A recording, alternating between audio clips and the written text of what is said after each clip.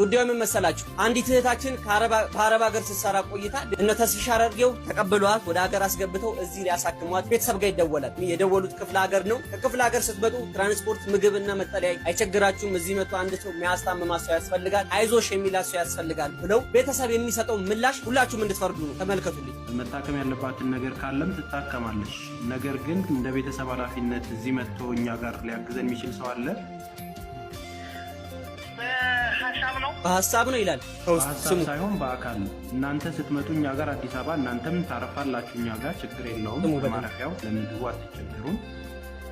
ልጃችሁን ግን ኃላፊነት ወስዳችሁ ትንሽ እስኪሻላት ድረስ መታከም አለባት። አይ ቲንክ ያማታል እያሉ ያውቃሉ አይደል? ያማታል እያላችሁን ነበረ።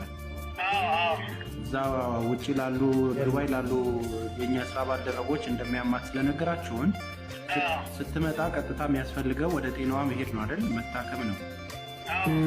እሱን እኛ ኃላፊነት ወስደን እናሳክማታለን። ይህንን ነገር ግን በአጠገቧ ሆኖ የሚከታተል የግድ ቤተሰብ ያስፈልጋል። እናንተ ምን ትተባበሩናላችሁ?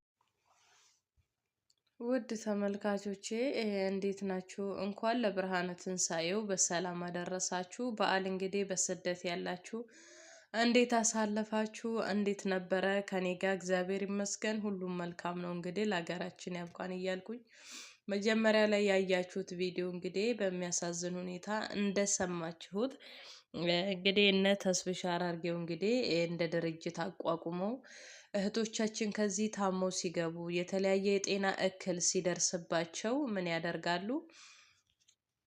እዛ ድርጅታቸው የወስዱና ሕክምና ሁሉን ነገር ቤትም ቀለብ የሚችሉና እነኚህ ልጆች ወደ ጤናቸው እንዲመለሱ ይረዱና ከዛ በኋላ ወደ ሀገራቸው ወደ ቤተሰባቸው ያደርጋሉ።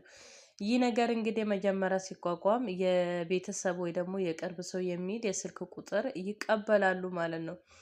እጅግ ያሳዘነኝ ነገር ቢኖር ቤተሰብ አንዷ ታማ እንግዲህ እንደ ማንኛውም ሰራለሁ ወጣለሁ ብላ ወታ ታማ ስትገባ እነ ተስፍሻ አራርጌው ይቀበሏታል። እንደሰማችሁት ከተቀበሉ በኋላ ወላጆችን ልጃችሁ ትንሽ አሟታልና እረፍት ስለሚያስፈልጓት ኑና እዚህ ሆናችሁ ቤትም ቀለብም አታስቡም ከኛ ነው። ስለዚህ አጠገባችሁ መታችሁ ግን አጠገቧ ከጎኗ መሆን አለባችሁ ሲሉ ምላሻቸው ሰምታችኋል። እጅግ በሚያሳዝን ሁኔታ ውድ የሀገሬ ልጆች እግዚአብሔር ይርዳን እንጂ ያለንን መሰብሰብ እንዳለብን መውደቂያ ራሳችንን ከመድኃኔዓለም በታች የምንሰራትን መቆጠብ እንዳለብን ያለንን ሁሉ ዝርግፉ አርግተን ወደ ሀገራችን መላክ እንደሌለብን ነው አሁን ላይ የሚሰማኝ። ቢያንስ እንኳን ገንዘቡን እነሱ ሳያውቁ አረቦቹ ሳያውቁ የተወሰነ ይዘን ሀገራችን ልንገባ ስንል ያችን ነገር በፍጥነት ስለሚያጠፉ ልከን ቶሎ እኛ ገብተን ህይወታችንን መኖር እንጂ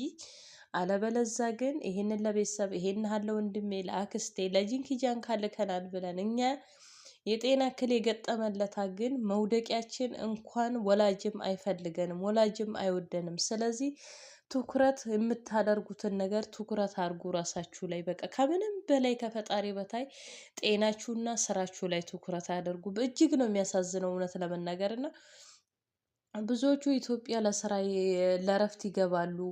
እዛው እንቀራለን ብለው ገብተው በቃ እኔ ተሰናብተው እንቻው በቃ ከዚህ በኋላ ኢትዮጵያ ስትመጪ ነው የምንገናኘው ወደ ስደት አንመለስም ሲሉ ኢትዮጵያ ሲሄዱ ግን የሚያዩት ነገር የሚገጥማቸው ነገር የሰበሰቡት ነገር በገዛ ወንድም በእህት በተለያየ ነገር ገንዘባቸውን ተከድተው ጭራሽ ይሞራራቸው ስብርብር ብሎ ተስፋ ቆርጠው እንደገና ወደ ስደት የሚመለሱ እህቶች ያሉና እኛ ዛሬ ከነሱ ተምረን ራሳችንን ማንጠብቅ ራሳችንን ከዚህ ነገር አሁኑኑ ማናስብበት ማናስተውልበት ከሆነ የነሱ እጣ ክፍል እኛ ላይ የማይደርስበት ምንም አንዳች ምክንያት የለም። ምክንያቱም ይሄ ነገር ጠንከረንና በርትተን ከእንዲህ ያለ ነገር ማንቆም ከሆነ እኛም የዚሁ ሰለባ መሆናችን ነው።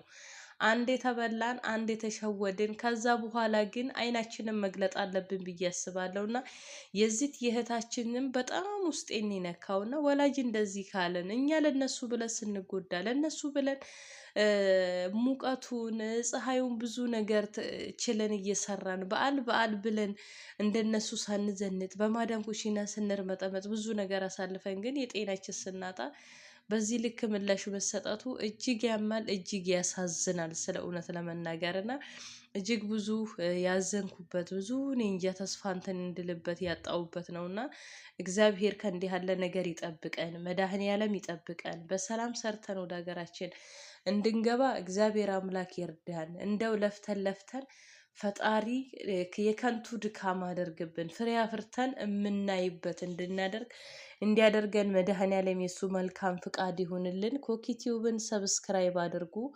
አበረታቱኝ። ቪዲዮ ስትገቡ ባካችሁን እስከ መጨረሻው